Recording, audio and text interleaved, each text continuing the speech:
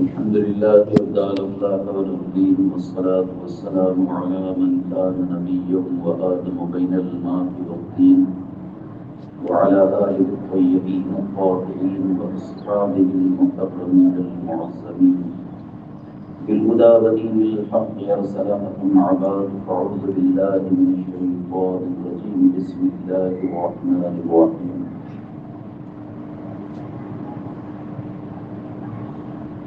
قد جاءكم برهان من ربكم وأنزلنا إليكم نورا مبينا. صدق الله العظيم وبلغنا رسوله النبي الأمي الكريم ونحن على ذلك لمن الشاهدين والشاكرين والحمد لله رب العالمين. عقیدت و احترام و محبت کے ساتھ محمد خضرہ کی جانب لولکات اور صدیق دینے والے داتا و آقا مدنی تاجدار دونوں عالم کے مالک و مختار ان غریبوں کے خمگسار گلشن بستی کی اولین فصل بہار حضور رحمت عالم تاجدار عرب و عجم ارواحنا فدا صلی اللہ تعالی علیہ وسلم کی بارگاہ ناز میں ہدیہ درود و سلام کا نذرانہ پیش کریں. اللہم صلی علی سیدنا وشفیعنا وحبیبنا ونبینا ومولانا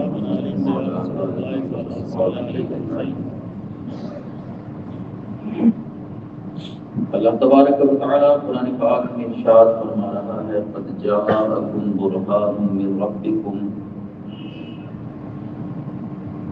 تحقیق کہ تمہارے رب کے پاس تمہارے رب کی طرف سے تمہارے پاس دلیل آئی. وَأَنزَلْنَا إِلَيْكُمْ نُورًا مُبِينًا، اور ہم نے تمہاری طرف روشن نور اتارا. اللہ تبارک و تعالیٰ اپنے محبوب صلی اللہ علیہ وسلم کی تشریف آوری کا ذکر اس آیت مبارکہ میں فرما رہا ہے اور اپنے محبوب کے ذات گرامی کو اللہ تبارک و تعالیٰ نے دلیل سے تعبیر فرمایا کہ میرا محبوب دلیل بن کر دنیا میں تشریف لایا. اللہ تعالیٰ نے جتنے انبیاء و مرسلین اس دنیا میں مبعوث فرمائے، جتنے نبی اس دنیا میں جلوہ گر ہوئے، اللہ تبارک و تعالیٰ نے اپنے نبیوں کو صاحب معجزہ بنایا.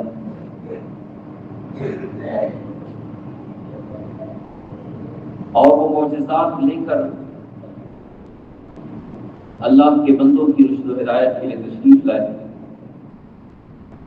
اور قرآن پاک میں اللہ تبارک و تعالیٰ نے اپنے نبیوں کے معجزات کا ذکر بھی فرمایا ہے. اللہ تبارک و تعالیٰ نے حضرت موسیٰ کلیم کو معجزہ عطا فرمایا.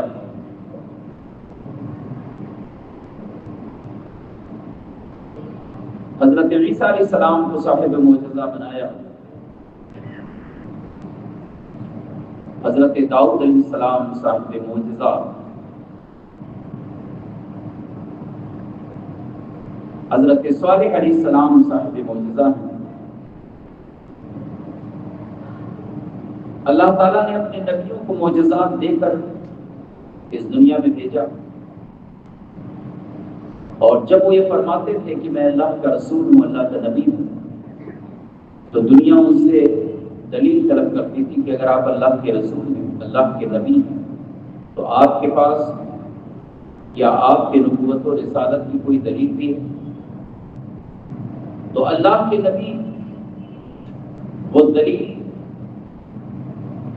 جو وہ طلب کرتے تھے وہ ان کے سامنے پیش فرمایا کرتے تھے. بعض وہ لوگ ہوتے تھے جو ایمان لے آتے تھے، اور بعض وہ بدنصیب بھی ہوتے تھے کہ جو اللہ کے نبیوں کو ان کے معجزات دیکھ کر بھی ایمان نہیں لاتے تھے. اللہ تعالیٰ نے حضرت موسیٰ کلیم کو صاحب معجزہ بنایا. اللہ نے آپ کو عصائے موسیٰ کا معجزہ عطا فرمایا، ید بیضا کا معجزہ عطا فرمایا. حضرت عیسیٰ علیہ السلام کو اللہ تبارک و تعالیٰ نے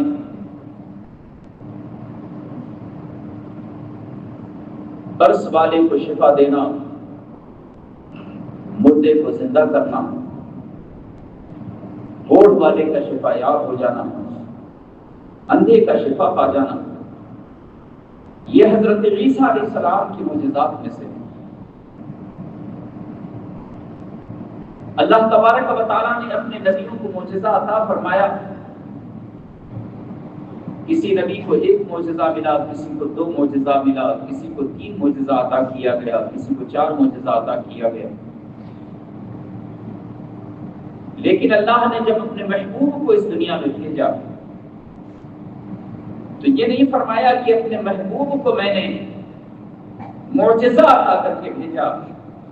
اللہ تعالیٰ نے فرمایا کہ میں نے اپنے محبوب کو سراپا معجزہ بنا کر بھیجا. حضور کے ناخن مبارک سے لے کر سر مبارک کے منہ مبارک شریف تک معجزہ ہے. میرے آقا صلی اللہ علیہ وسلم عدم ناز رکھ دیں تو معجزہ ہے. حضور اپنی انگلیوں کا اشارہ کریں تو معجزہ ہے. میرے آقا صلی اللہ علیہ وسلم اگر تبسم فرمائیں، مسکرائیں تو معجزہ ہے. حضور چلیں تو معجزہ ہے. میرے آقا دیکھیں تو معجزہ ہے. اللہ تعالیٰ نے وہ شان حضور کو عطا فرمائی کہ محبوب پاک صلی اللہ علیہ وسلم کی ذات گرامی کو سراپا معجزہ بنا کر اللہ نے بھیجا. نبی کریم رحمت عالم صلی اللہ علیہ وسلم سے بھی اہل عرب نے آپ کی نبوت پر معجزہ طلب کیا تھا. اللہ کے پیارے حبیب صلی اللہ علیہ وسلم نے انہیں وہ معجزات و کمالات دکھائے جو ان کی عقلیں حیران بن گئی. کبھی اللہ کے پیارے حبیب نے پتھر کی طرف اشارہ کیا تو اس نے کلمہ پڑھنا شروع کیا. کبھی میرے آقا نے درخت کی طرف اشارہ کیا تو بغیر قدموں کی چلتا ہوا نظر آیا. اللہ کے پیارے محبوب صلی اللہ علیہ وسلم کی یہ شان کہ اگر کبھی میرے آقا صلی اللہ علیہ وسلم کوہ کی طرف اشارہ فرمائیں تو وہ مجمع میں حضور کی رسالت کی گواہی دیتی نظر آئے. یہ حضور نبی پاک صلی اللہ علیہ وسلم کی شان ہے. میرے آقا صلی اللہ علیہ وسلم کی حیات طیبہ کا ایک لمحہ معجزہ ہے. نبی پاک صلی اللہ علیہ وسلم کی ذات گرامی سراپا معجزہ ہے. دنیا نے یہ معجزہ تو دیکھا کہ موسیٰ کلیم علیہ السلام نے پتھر پر عصا مار کر 12 چشمے جاری کر دیے، لیکن دنیا نے یہ کمال کبھی نہیں دیکھا ہوگا کہ مصطفیٰ کی انگلیوں سے پانی کے فوارے جاری ہوتے نظر آئے. پتھر سے پانی کا نکلنا یہ اگرچہ عجیب بات ہے لیکن یہ ممکن ہے کہ پتھر سے پانی نکل آئے. جھرنے جاری ہوتے ہیں، پہاڑوں سے پانی گرتے ہیں، تو یہ بات ممکن ہے کہ پتھر سے پانی جاری ہو جائے، لیکن یہ ممکن نہیں ہے کہ انسان کی انگلیوں کے بیچ سے پانی کی دھاریں جاری ہو جائیں اور 1400 صحابہ اس پانی سے سیراب ہو جائیں. یہ تو شان صرف مصطفیٰ جان رحمت کی ہے. انگلیاں ہیں فیض پر ٹوٹے ہیں پیاسے جھوم کر، ندیاں پنچ آب رحمت کی ہے جاری واہ واہ. یہ شان حضور کی ہے کہ آپ کی انگلیوں کے ان بیچ کے سے پانی کا چشمہ جاری ہوتا ہوا لوگوں نے دیکھا اور 1400 صحابہ کرام اس پانی سے سیراب ہوئے. یہ شان میرے آقا صلی اللہ علیہ وسلم کی. اللہ تعالیٰ نے وہ شان حضور کو عطا فرمایا. زمین سے پانی نکلتا ہے، پتھر سے پانی نکلتا ہے، لیکن انسان کی انگلیوں سے پانی کا چشمہ جاری ہو جائے، ایسی حیرتناک بات کسی نے کبھی نہ دیکھا ہوگا اور نہ کبھی سنا ہوگا. یہ تو شان صرف نبیوں کے امام کی ہے. اللہ تعالیٰ نے اپنے محبوب کو معجزہ عطا کر کے بھیجا کہ اہل عرب کی اپنے حیران رہ گئی. اللہ کے پیارے حبیب صلی اللہ علیہ وسلم کو میرے رب نے کیا شان عطا فرمائی، کیا مقام مصطفیٰ کو عطا فرمایا. کل میں بیان کر رہا تھا کہ حضرت عبد المطلب نبی پاک صلی اللہ علیہ وسلم کو وادی تہامہ کے اندر حضور آپ کو مل گئے. جب آپ اللہ کے محبوب صلی اللہ علیہ وسلم کو تلاش کر رہے تھے اور اہل مکہ کے نوجوانوں نے مکہ مکرمہ کے گرد کی وادیوں کا ایک ایک چپا ڈھونڈا، پہاڑوں کی بلندیاں دیکھ لیا، نیچے کے علاقے دیکھ لیے، ساری وادیوں کو نوجوانوں نے ڈھونڈ لیا. لیکن اللہ کے پیارے حبیب صلی اللہ علیہ وسلم کا جب کہیں پتہ نہ چلا. یہ واقعہ حضرت آمنہ کا مکہ شریف، جب آپ حضور کو لے کے تشریف لا رہے، ایک جگہ بٹھایا اور آپ حضور چلی گئیں، اور جب واپس لوٹی تو دیکھا کہ حضور وہاں موجود نہیں تھے. اور جب تلاش کیا تو آپ اللہ کے محبوب صلی اللہ علیہ وسلم آپ کو کہیں نظر نہ آئے. حضرت آمنہ حضرت حلیمہ پریشان ہو گئی، با محمدہ کے نعرے لگانے لگے، بڑی بے چین تھی. اور ہزار تلاش کے بعد جب حضور نہیں ملے تو وہ مکہ مکرمہ خالی آپ تشریف لائی اور حضرت عبد المطلب کے پاس پہنچے. انہوں نے دیکھا کہ حلیمہ سعدیہ بھی پریشان ہے، آپ کی گود میں اللہ کے محبوب صلی اللہ علیہ وسلم نہیں ہے. حضرت عبد المطلب جو حضور کے دادا نے پوچھا کہ حلیمہ محمد عربی صلی اللہ علیہ وسلم کہاں ہے؟ تو انہوں نے عرض کیا کہ میں نے راستے میں ان کو ایک مقام پہ بٹھا دیا تھا، میں حاجت کے لیے گئی، واپس لوٹی تو ان کو اس مقام پہ نہیں پایا. میں نے بہت تلاش کیا لیکن وہ مجھے کہیں نظر نہ آئے. بڑے پریشان تھی آپ. حضرت عبد المطلب نے اہل مکہ کو طلب کیا. آپ نے فرمایا اے آل غالب، جیسے ہی آپ نے صدا لگائی ویسے ہی مکہ کے نوجوان آپ کے گرد جمع ہو گئے اور آپ سے پوچھنے لگے کہ اے ہمارے سردار کیا حاجت ہے، بیان کرنا کیا ضرورت ہے ہماری. آپ نے فرمایا کہ محمد بن عبداللہ کہیں گم ہو گئے، ان کی تلاش کرنا. نوجوانوں نے گھوڑے دوڑائے اور چاروں طرف جا کے حضور کی تلاش کیا لیکن سرکار کہیں نہ ملے. تو حضرت عبد المطلب کعبۃ اللہ شریف کا طواف کرتے ہیں اور پھر اللہ کے دربار میں التجا کرتے ہیں کہ الہی تو میرے بیٹے کو مجھے عطا فرما دے. آپ دعا فرما ہی رہے تھے کہ غیب سے آواز آئی، عبد المطلب میں محمد عربی کا حافظ بھی ہوں اور ناصر بھی ہوں، میں محمد عربی کا نگہبان ہوں، محمد عربی کو کوئی چیز تکلیف نہیں پہنچا سکے گی. آپ نے سوال کیا اے غیبی آواز مجھے یہ بتاؤ کہ اس وقت وہ کہاں ہے؟ بتایا گیا کہ اس وقت وادی تہامہ کے اندر ایک درخت کے نیچے تشریف فرما. آپ فرماتے ہیں کہ میں اس طرف چلا اور جب میں وادی کے اندر پہنچا تو میں نے دیکھا کہ اللہ کے محبوب صلی اللہ علیہ وسلم ایک کھجور کے درخت کے نیچے بیٹھے ہوئے اس کی پتیوں کو حضور جمع فرما رہے تھے. مفسرین کرام وَوَجَدَكَ ضَالًّا فَهَدَىٰ کی ایک تفسیر یہ بھی بیان فرماتے ہیں کہ اللہ تعالیٰ نے اپنے محبوب کو اپنی محبت میں وارافتہ پایا پس راہ دے دی. حضرت نے ہی ترجمہ فرمایا اور بعض ظالم تو اس کا ترجمہ کر کے گمراہ ہو گئے. حضور کو گمراہ کہا اور خود گمراہ ہو گئے. یہ جتنے اٹنگے ترجمے ہیں اٹنگے والے اسی میں راہ سے بھٹکا ہوا ترجمہ ہے. بعض لوگوں نے تو معاذ اللہ گمراہ تک ترجمہ کیا کہ ہم نے آپ کو گمراہ پایا بس رات کو ہدایت دے دی. اس طرح کے ترجمے کیے. خدا جب دین لیتا ہے تو عقلیں چھین لیتا ہے. ان کی عقل مانی گئی. جو ساری دنیا کی رہنمائی فرمانے والا ہے کیا وہ گمراہ ہو؟ معاذ اللہ. جسے پوری دنیا کو راہ دکھانا ہے وہ محبوب کیا گمراہ ہو؟ یہ ظالموں کا ترجمہ ہے.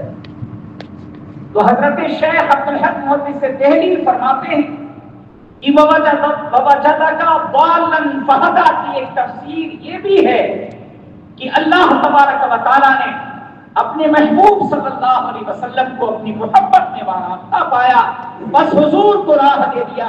حضرت عبد المطلب وہاں پہنچے، دیکھا اللہ کے محبوب بکریوں کو جمع کر رہے ہیں۔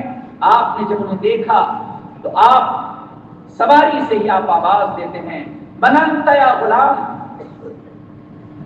اے بچے تم کون ہو؟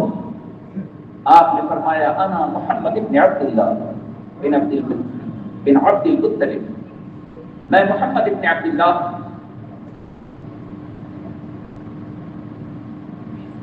حضرت عبد المطلب سواری سے نیچے اترے، اللہ کے پیارے محبوب صلی اللہ علیہ وسلم کو اٹھایا اور سواری کے آگے آپ نے آپ کو بٹھایا اور آپ مکہ شریف لے کے تشریف لائے۔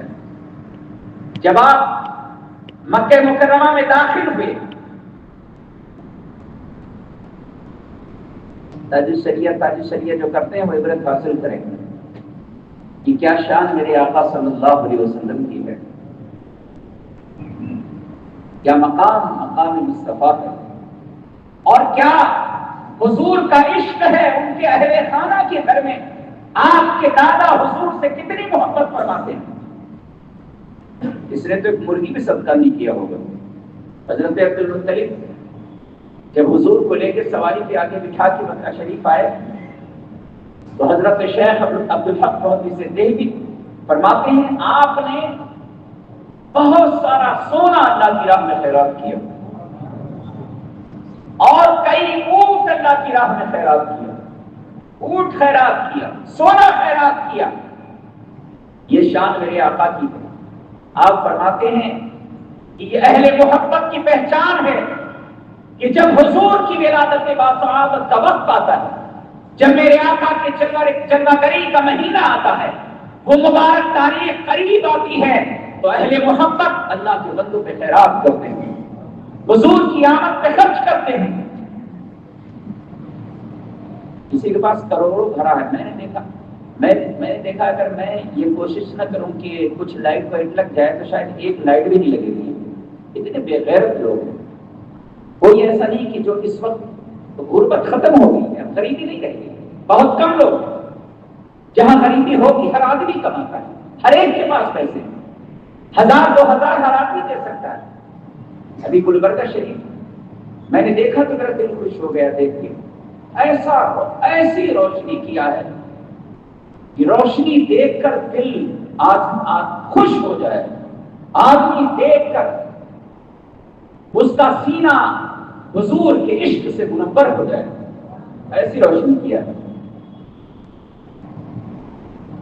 لیکن جو بے غیرت ہوتے ہیں نا، ان کو بمبئی میں زیادہ پیسہ ہے کہ گلبرگہ میں زیادہ پیسہ ہے؟ بمبئی میں زیادہ پیسہ ہے، گلبرگہ میں نہیں۔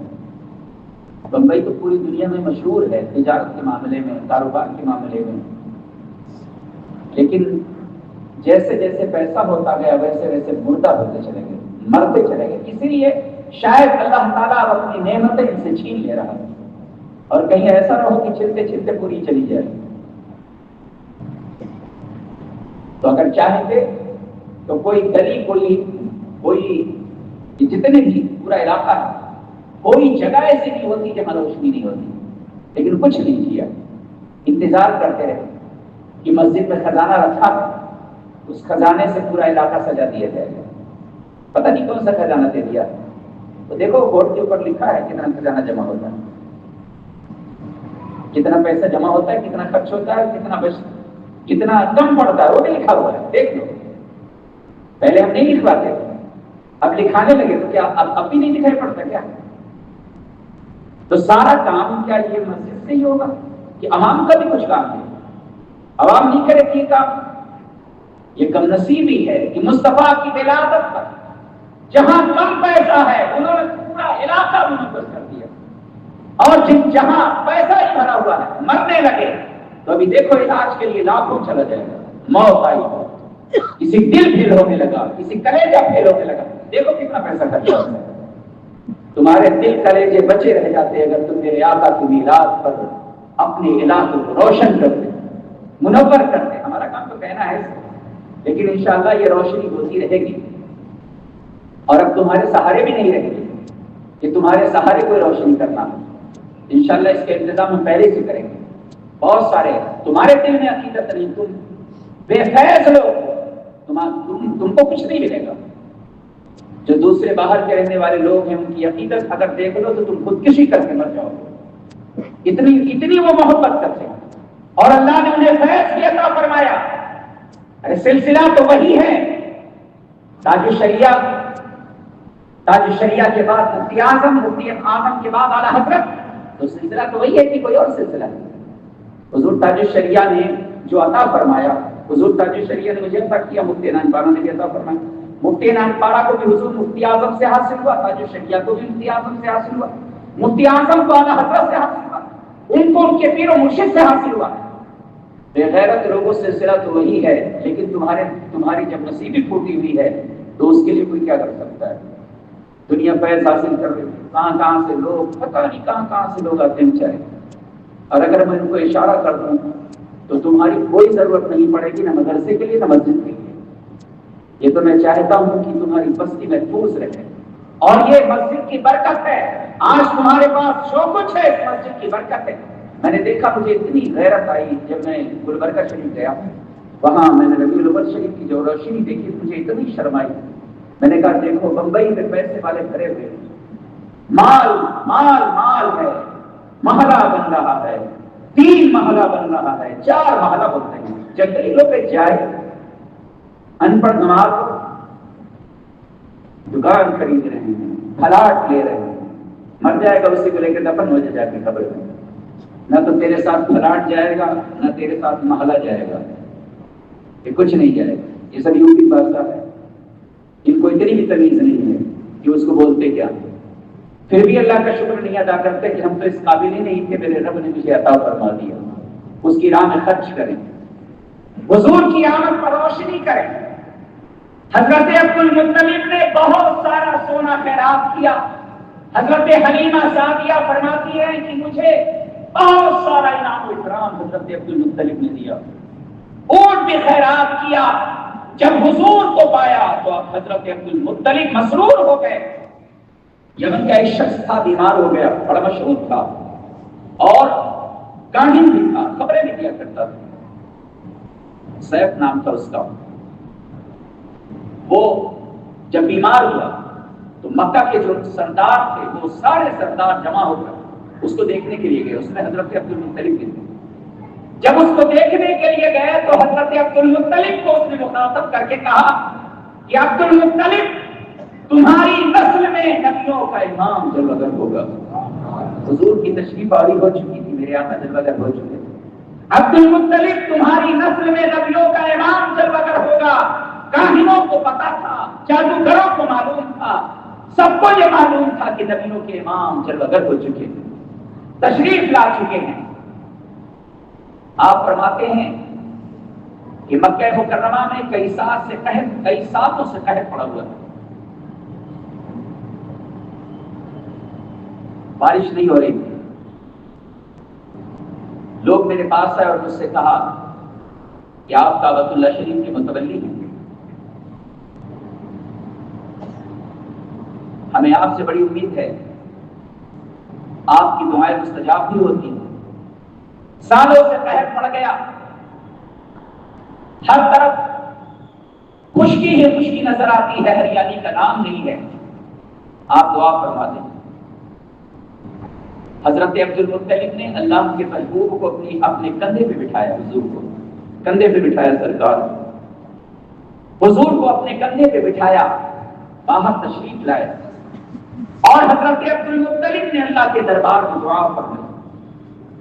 آپ کا دعا کرنا تھا کہ فرماتے ہیں کہ بغیر بادل کے چاروں طرف بادل چھا گئے اور اس قدر بارش ہوئی کہ چاروں طرف ہریالی ہی ہریالی پھیل گئی. یہ میرے آقا صلی اللہ علیہ وسلم کی برکت تھی. حضرت عبد المطلب کے کندھے پر مصطفیٰ سوار ہیں اور جب دعا کرتے ہیں تو اللہ تعالیٰ اس دعا کو اپنے دربار میں قبول فرما لیتا ہے. حضور نبی پاک صلی اللہ علیہ وسلم ابھی آپ کی عمر مبارک 6 سال کی تھی.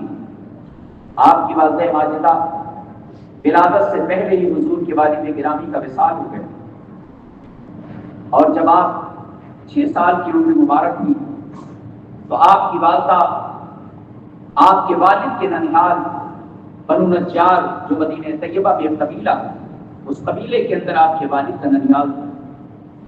حضرت آمنہ مورخین لکھتے ہیں یا تو حضرت عبداللہ کی قبر کی زیارت کے لیے گئی یا اپنے رشتہ داروں سے ملاقات کے لیے گئی. آپ تشریف لے گئی تو 1 مہینے تک آپ نے مدینہ شریف کے اندر قیام کیا. 1 مہینہ رکنے کے بعد آپ واپس مکہ شریف کی طرف واپس لوٹی، اور جب آپ ابوا کے مقام پر پہنچی جو مدینہ طیبہ سے قریب ہی ہے، زیادہ دوری نہیں ہے، ابوا کے مقام پر پہنچی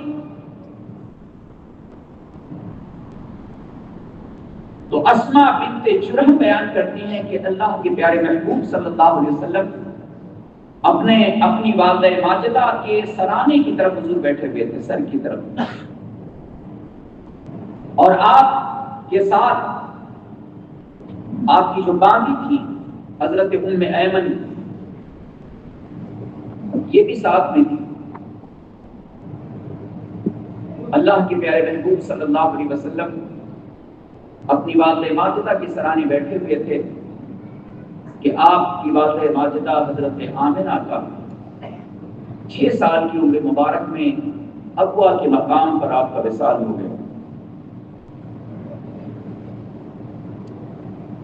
اللہ کے پیارے محبوب صلی اللہ علیہ وسلم حضرت عبداللہ بن عباس رضی اللہ تعالیٰ عنہ حدیث پاک کے روایت کرتے فرماتے ہیں کہ میں اللہ کے محبوب صلی اللہ علیہ وسلم سے فرماتے ہوئے سنتا تھا جب حضور نبی پاک صلی اللہ علیہ وسلم بنو نجار کی طرف تشریف لے جاتے تھے تو میرے آقا صلی اللہ علیہ وسلم اس مکان کے سامنے جا کے کھڑے ہوتے تھے اور فرماتے تھے کہ میں اس مکان کے اندر ٹھہرا ہوا تھا، میں اس مکان کے اندر رکا ہوا تھا، میری والدہ نے اس مکان کے اندر قیام فرمایا تھا، اور جب میں مکان کے باہر نکلتا تھا تو مدینہ طیبہ کی یہود جب مجھ کو دیکھتے تھے تو مجھے دیکھ کر یہ کہتے تھے کہ یہ نبی آخر الزمان ہے جس کی ولادت مکہ میں ہوئی ہے لیکن ہجرت کا شہر مدینہ منورہ ہوگا.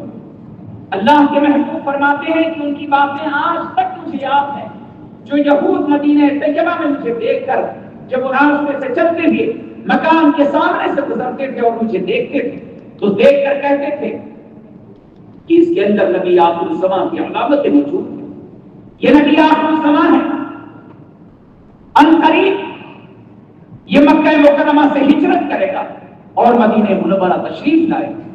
اللہ کے محبوب صلی اللہ علیہ وسلم اس وقت کو آپ اپنے بچپن کو یاد فرماتے تھے اور ان واقعات کو اللہ کے محبوب بیان فرماتے تھے. نبی کریم صلی اللہ علیہ وسلم جن کے والد کا بھی انتقال ہو گیا، والدہ ماجدہ کا بھی انتقال ہو گیا، اللہ تبارک و تعالیٰ نے فرمایا کہ میں اپنے محبوب کا حافظ و ناصر ہوں. نبی کریم رحمت عالم صلی اللہ علیہ وسلم کو آپ کی باندھی حضرت ام ایمن آپ کو ساتھ لے کر چلی اور انہوں نے اللہ کے محبوب صلی اللہ علیہ وسلم کی بچپن میں بڑی خدمت فرمائی. آپ کو آپ کے کپڑے کا بدلنا، آپ کے کھانے کا انتظام کرنا. حضرت ام ایمن فرماتی ہیں کہ میں صبح کے وقت زمزم کا ایک پیالہ اللہ کے محبوب کو میں حضور کے دست کرم میں پکڑاتی. اللہ کے پیارے حبیب صبح کے وقت زمزم شریف کا ایک پیالہ آپ نوش فرماتے اور جب میں دوپہر کے وقت آپ سے عرض کرتی کہ کھانا کھا لیجئے تو آپ فرماتے کہ مجھے کھانے کی حاجت نہیں ہے. نبی کریم رحمت عالم صلی اللہ علیہ وسلم اپنی حیات طیبہ کے ایام گزارتے ہیں. بچپن کی واقعات احادیث کریمہ کے اندر مذکور ہیں جس سے بہت سارے واقعات ایسے ہیں جسے اللہ کے محبوب صلی اللہ علیہ وسلم نے خود بیان فرمایا. نبی کریم رحمت عالم صلی اللہ علیہ وسلم کی عمر مبارک جب آپ واپس تشریف لائے تو آپ کے دادا حضرت عبد المطلب نے آپ کی پرورش شروع کیا اور بڑے ناز و نعمت کے ساتھ آپ کو پالا. ایک لمحہ آپ کو جدا نہیں کرتے تھے. جب بھی کہیں جائیں تو حضور کو ساتھ لے کر جاتے تھے. اللہ کے محبوب صلی اللہ علیہ وسلم کو اپنے ساتھ رکھتے تھے. آپ اپنے بغل میں ہی آپ کو سلاتے تھے. آپ فرماتے ہیں کہ جب میں اپنے دادا کی مسرت پر بیٹھتا اور مکہ کے لوگ آتے تو دیکھ کر مجھے دیکھ کر وہ کہتے کہ اگر کسی عمردراز شخص کی مسرت پر کوئی بچہ بیٹھا ہو تو لوگ حیرت کرتے ہیں کہ بچہ ہے اور اپنے دادا کی مسرت پر بیٹھا ہوا. اس وقت عبد المطلب ان سے فرماتے کہ اے لوگوں تمہیں نہیں معلوم یہ میرا بیٹا وہ وقت آنے والا ہے کہ مکہ کے نوجوانوں میں سب سے ممتاز ہوگا, سب سے انوکھا ہوگا, سب سے نرالا ہوگا. اللہ نے اسے بڑی شان عطا فرمایا ہے. آپ اپنی مسلک کے اوپر اللہ کے محبوب صلی اللہ علیہ وسلم کو بٹھاتے آپ تشریف فرما رہتے. آپ کی بچپن کی ادائیں آپ کے دادا نے بھی بیان فرمایا ہے. اللہ کے پیارے حبیب صلی اللہ علیہ وسلم ہر وقت اپنے دادا کے ساتھ رہتے. آپ کا بستر وہی بچھایا کرتے تھے. آپ کے کھانے کا انتظام وہی فرماتے تھے اور دسترخوان پر بغیر حضور کے نہیں بیٹھتے تھے جب تک کہ میرے آقا تشریف نہیں لاتے. حضرت عبد المطلب دسترخوان پہ نہ بیٹھتے. آپ کی 8 سال کی عمر تک آپ نے دیکھ بھال فرمائی, آپ کی حفاظت فرمائی. جب اللہ کے محبوب کی عمر مبارک 8 سال کی ہوئی تو آپ کے دادا کا وصال ہو گیا اور آپ نے اپنے وصال سے پہلے ایک روایت یہ ہے کہ آپ نے اپنے بیٹے ابو طالب کو وصیت فرمایا تھا کہ میرے بعد میرے اس بیٹے کی نگرانی تمہارے ذمہ ہوگی. حالانکہ آپ کے دوسرے چچا بھی تھے. اور ایک روایت یہ ہے کہ اللہ کے محبوب صلی اللہ علیہ وسلم نے ابو طالب کی کفالت میں رہنا پسند فرمایا. آپ کے انتقال کے بعد ابو طالب کی کفالت میں اللہ کے محبوب صلی اللہ علیہ وسلم آئے اور آپ نے اللہ کے محبوب صلی اللہ علیہ وسلم کی وہ بڑے ہی ناز و نعمت کے ساتھ پالا. ہر وقت اپنے ساتھ رکھتے, جہاں جاتے ساتھ لے جاتے, اپنے بغل میں ہی آپ کو سلاتے. اپنے دسترخوان پر جب تک حضور تشریف فرما نہ ہوتے آپ دسترخوان نہ بچھاتے. بڑی محبت کے ساتھ آپ کی پرورش کی. اور آپ بیان کرتے ہیں کہ ایک مرتبہ مکہ کے لوگ میرے پاس آئے اور مجھ سے آ کر لوگوں نے کہا کہ بارش نہیں ہو رہی ہے, لوگ بڑے پریشان ہیں, قافلے کا آنا جانا بند ہو گیا, جانوروں کو کہیں ہریالی نہیں مل رہی ہے, بڑی پریشانی کا عالم ہے. آپ کعبۃ اللہ شریف کے متولی ہیں, آپ دعا فرمائیے. لوگوں نے جب آپ سے کہا تو آپ دعا کے لیے باہر نکلے. اہل مکہ بیان کرتے ہیں کہ اللہ کے محبوب صلی اللہ علیہ وسلم کا چہرے مبارک, چمکتا ہوا تابناک چہرے مبارک, اور آپ کے چہرے مبارک پر آپ کے اوپر ابر سایہ کیا ہوا. آپ باہر تشریف لائے. آپ کو لے کر وہ کعبۃ اللہ شریف کے قریب گئے. کعبہ شریف سے ٹیک لگا کر حضور کو بٹھا دیا. وہ دعا میں مصروف ہو گئے. راوی کا بیان ہے کہ وہ دعا کر رہے تھے اور میرے آقا آسمان پر اپنی انگلی مبارک کا اشارہ کرتے ہیں. حضور انگلی مبارک کا اشارہ فرماتے ہیں. آپ کا اشارہ کرنا ہی تھا کہ چاروں طرف بدلی چھا گئی اور اسی وقت بارش شروع ہو گئی. میرے آقا صلی اللہ علیہ وسلم کے اشارے کرم سے بارش شروع ہو گئی اور جتنے نالے تھے، جتنے گڈھے تھے وہ سب پانی سے بھر گئے، چاروں طرف خوشحالی پھیل گئی اور مکہ مکرمہ کی زمین جو تھی وہ سرسبز ہو گئی۔ اللہ کے پیارے محبوب صلی اللہ علیہ وسلم کی عمر مبارک جب 12 سال کی ہوئی تو آپ تجارت کی غرض سے ملک شام کی طرف جب آپ تشریف لے جانے لگے تو آپ نے اللہ کے محبوب صلی اللہ علیہ وسلم کو بھی اپنے ساتھ لیا۔ آپ حضور کو ساتھ لے کر چلے۔ جب آپ بصرہ پہنچے تو آپ کا بیان ہے، بصرہ کے دیہات کے اندر ایک گرجا گھر تھا، اس گرجے کے اندر بحیرہ راہب رہا کرتا تھا، اور اس کا معمول یہ تھا کہ جب کوئی قافلہ عرب سے آتا تھا، مکہ مکرمہ سے آتا تھا، تو قافلے میں جاتا تھا اور جا کر ایک ایک آدمی کو بغور دیکھتا تھا، اور جب کوئی آثار اس کو نظر نہیں آتے تھے تو واپس اپنے اس گرجا کے اندر چلا جاتا تھا۔ جب یہ قافلہ بصرہ کے اس مقام پر پہنچا، اللہ کے محبوب صلی اللہ علیہ وسلم آپ کے چچا آپ کو ایک درخت کے نیچے بٹھا دیتے ہیں۔ راہب بیان کرتا ہے کہ میں جب باہر نکلا میں نے دیکھا تو اس درخت کے اوپر جہاں اللہ کے محبوب تشریف فرما تھے وہاں پر بادل سایہ کیے ہوئے تھا۔ اس نے کہا کہ میں نے کتابوں کے اندر یہ پڑھا کہ اس درخت کے نیچے وہی بیٹھے گا جو اللہ کا پیغمبر ہوگا، اللہ کا نبی ہوگا۔ اس نے اہل قافلہ کو دعوت دیا، قافلے والوں کو اس نے کہا کہ تمہاری دعوت ہے، ہمیں دعوت دی۔ ابو طالب جب چلے تو انہوں نے اللہ کے محبوب صلی اللہ علیہ وسلم کو وہیں چھوڑ دیا اور اپنے ساتھیوں کے ساتھ گئے۔ راہب نے دیکھا کہ وہ بادل اسی درخت کے اوپر ٹھہرا ہوا ہے۔ اس نے کہا کہ کیا سب لوگ آ گئے یا کوئی باقی نہیں؟ تو لوگوں نے بیان کیا کہ نہیں، ابھی ایک شخص باقی ہے۔ اس نے کہا کہ انہیں بھی بلایا جائے۔ جب اللہ کے محبوب صلی اللہ علیہ وسلم کو بلایا گیا، بحیرہ راہب جو تھا بیان کرتا ہے کہ جب اللہ کے محبوب درخت سے چلے تو وہ بادل کا ٹکڑا حضور کے ساتھ ساتھ چلا۔ سبحان اللہ۔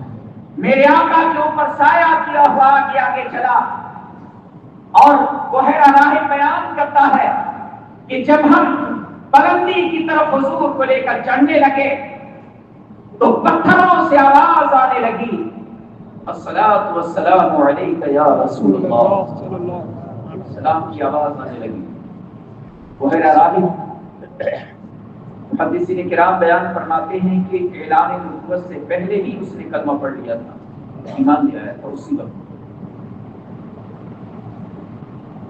اللہ کے محبوب صلی اللہ علیہ وسلم جب تشریف لانے لگے تو بحیرہ راہب نے نبی پاک صلی اللہ علیہ وسلم کے تعلق سے آپ کے چچا سے اس نے یہ عرض کیا کہ آپ یہاں زیادہ دن قیام نہ کریں، آپ اپنا مال و اسباب یہیں فروخت، حالانکہ آپ کو ملک شام جانا تھا، آپ اپنا سامان یہیں بیچ دیجیے اور واپس آپ لوٹ جائیے، اس لیے کہ شام یا روم کے 7 لوگ آپ کے اس بیٹے کے قتل کا ارادہ رکھتے ہیں، آپ اپنا سامان بیچیے اور یہاں سے واپس لوٹ جائیے۔ جب اس راہب نے آپ کو خبر دیا تو آپ فرماتے ہیں کہ میں نے مال و اسباب بصرہ کے اندر فروخت کر دیا اور واپس میں مکہ مکرمہ کی طرف لوٹ آیا، لیکن میرے دل میں اللہ کے محبوب کی محبت پہلے سے بھی زیادہ بڑھ گئی۔ نبی کریم رحمت عالم صلی اللہ علیہ وسلم کی محبت میرے دل میں اور بڑھ گئی جب میرے آقا صلی اللہ علیہ وسلم کی دوسرا واقعہ محدثین کرام بیان فرماتے ہیں، جب آپ کی عمر مبارک 18 سال کی ہوئی تو آپ حضرت ابو بکر صدیق رضی اللہ تعالیٰ عنہ کے ساتھ آپ ملک شام کی طرف تجارت کے لیے آپ تشریف لے گئے۔ اس سفر کے اندر بھی آپ بصرہ تک تشریف لے گئے یا ملک شام تک تشریف لے گئے، اور جب اس سفر کے اندر آپ تشریف لے گئے تو اس سفر کے اندر بحیرہ راہب کے پاس حضرت ابو بکر صدیق گئے. اس نے آپ کو اللہ کے محبوب صلی اللہ علیہ وسلم کے تعلق سے خبر دیا کہ یہ نبی آخر الزمان ہے، اور میں نے یہ نشانیاں ان میں دیکھی ہیں. حضرت ابو بکر صدیق فرماتے ہیں کہ جب میں نے بحیرہ راہب سے یہ بات سنی، میرے دل میں اسی دن سے یہ بات اثر کر گئی، اور جیسے ہی حضور نے اعلان نبوت فرمایا، سب سے پہلے میں نے محمد عربی صلی اللہ علیہ وسلم کا کلمہ پڑھ لیا. حضرت ابو بکر صدیق رضی اللہ تعالیٰ عنہ کی عمر اس وقت 18 سال کی تھی. حضور حضرت ابو بکر سے 2 سال بڑے ہیں. حضور کی عمر شریف 20 سال کی تھی اور حضرت ابو بکر صدیق کی عمر اس وقت 18 سال کی تھی. آپ فرماتے ہیں کہ ہم نے اپنا مال و اسباب فروخت کیا اور واپس مکہ شریف کی طرف پلٹ آئے. واپس پلٹے، جب آپ کی عمر مبارک کا 25واں سال ہوا تو آپ کے چچا ابو طالب نے آپ سے اس وقت کہا کہ میرے پاس جتنا مال و اسباب تھا وہ سب خرچ ہو چکا ہے، اب میرے پاس کچھ بچا نہیں ہے. خدیجۃ الکبریٰ جو مکہ شریف کے اندر بڑی مالدار عورت ہے، وہ لوگوں کو سامان تجارت لے کر بھیجتی ہیں، لہذا آپ بھی سامان تجارت لے کر آپ تجارت کے لیے ملک شام کی طرف جائیے. اللہ کے محبوب صلی اللہ علیہ وسلم، ایک روایت تو یہ ہے کہ آپ وہاں تشریف لے گئے، دوسری روایت یہ ہے کہ حضور وہاں تشریف نہیں لے گئے، بلکہ حضرت خدیجۃ الکبریٰ نے آپ کو خود اپنے مال کا امین بنا کر ملک شام کی طرف روانہ فرمایا. اس لیے کہ اس وقت اللہ کے محبوب صلی اللہ علیہ وسلم کا نام امین سے مشہور تھا. آپ کا لقب تھا امین، یعنی امانت، امانت، امانت دار، امانت کی حفاظت فرمانے والے. اللہ کے محبوب صلی اللہ علیہ وسلم کے کئی لقب مکہ مکرمہ میں مشہور تھے. آپ کا لقب صادق بھی تھا، آپ کا لقب امین بھی تھا. اللہ کے پیارے حبیب صلی اللہ علیہ وسلم کو حضرت خدیجۃ الکبریٰ نے بہت سارا سامان تجارت دیا اور آپ کے ساتھ اپنے غلام جن کا نام میسرہ تھا ان کو کیا، اور آپ کے بڑے ہی ایک معتبر شخص تھے، ان کا نام خزیمہ تھا، ان کو آپ حضور کے ساتھ کیا اور ان سے آپ نے فرمایا کہ تم دونوں کو ان کی خدمت کا خیال رکھنا ہے. یعنی حضور کے ساتھ بطور خادم حضرت خدیجۃ الکبریٰ نے ان دونوں لوگوں کو روانہ کیا. اللہ کے پیارے محبوب صلی اللہ علیہ وسلم حضرت خدیجۃ الکبریٰ کا مال و اسباب لے کر ملک شام کی طرف تشریف لے گئے. اللہ کے محبوب صلی اللہ علیہ وسلم جب بصرہ پہنچے تو بصرہ کے اندر ایک گرجا نظر آیا. آپ ایک سوکھے درخت کے نیچے آپ تشریف فرما ہو گئے، بیٹھ گئے. اس کی پتیاں بھی جھڑ چکی تھی، درخت بھی بالکل بوسیدہ ہو چکا تھا. اس کے سامنے ہی ایک گرجا گھر تھا جس کے اندر ایک راہب جس کا نام نستورہ تھا وہ رہا کرتا تھا. اس نے دیکھا، اس راہب نے دیکھا کہ درخت کے نیچے ایک شخص آ کے بیٹھ گیا، اور جیسے ہی میرے آقا اس درخت کے نیچے بیٹھے وہ درخت جو تھا اسی وقت ہرا بھرا ہو گیا، اور وہ درخت پھلدار بھی ہو گیا، پھل سے بھر گیا. اور آپ جہاں تشریف فرما تھے اس کے ارد گرد کی جگہ وہ بالکل سرسبز ہو گئی. کیا شان مصطفیٰ صلی اللہ علیہ وسلم. ابھی میرے آقا نے اعلان نبوت نہیں فرمایا ہے، لیکن حضور نبی پاک صلی اللہ علیہ وسلم کی یہ شان اعلان نبوت کے پہلے ہی ظاہر ہوئی. مصطفیٰ کے معجزات کا ظہور پہلے ہی ہو رہا ہے. اسی لیے اللہ قرآن پاک میں فرما رہا ہے کہ میں نے اپنے محبوب کو سراپا معجزہ بنا کر دیا. حضور سراپا معجزہ ہیں.